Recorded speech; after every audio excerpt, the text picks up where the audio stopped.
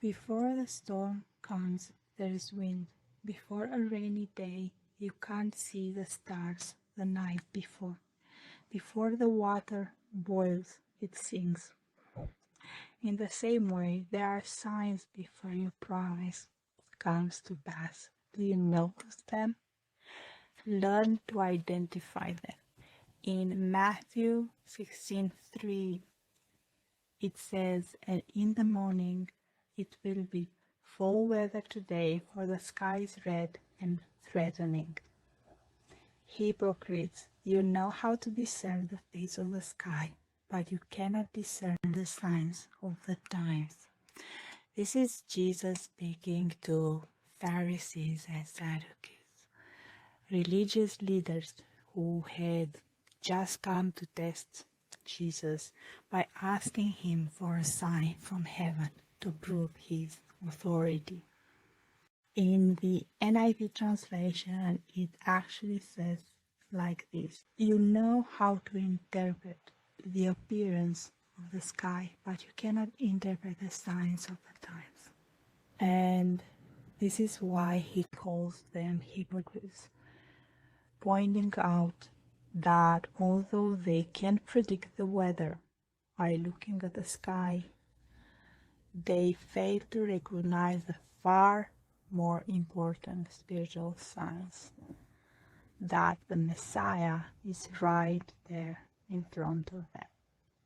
This is a powerful call to deeper awareness, not just of what's happening in the natural world, but of what's stirring in the spiritual one. It's important to know what's stirring in the spiritual realm, what is happening, what is birthing there, to discern the signs. And you need some practice for this, I know. You need that. But if you are looking, as you are sincerely looking for God with all your heart, you will find Him. In the same way, you'll notice the signs when He's speaking to you, the signs before a promise.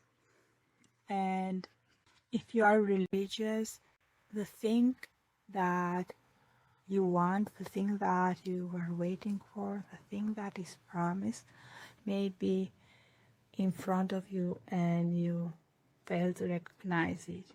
If you are a religious person or think in a religious way or just approach things like that, but if your heart has the right posture before God and seeking Him, God will tell you. God was speaking to people in the New Testament and also in the Old Testament through dreams, for example. And one thing I realized again today that is important, it's essential to know, is that your day starts when the clock is 000, and what happens after that is actually the night.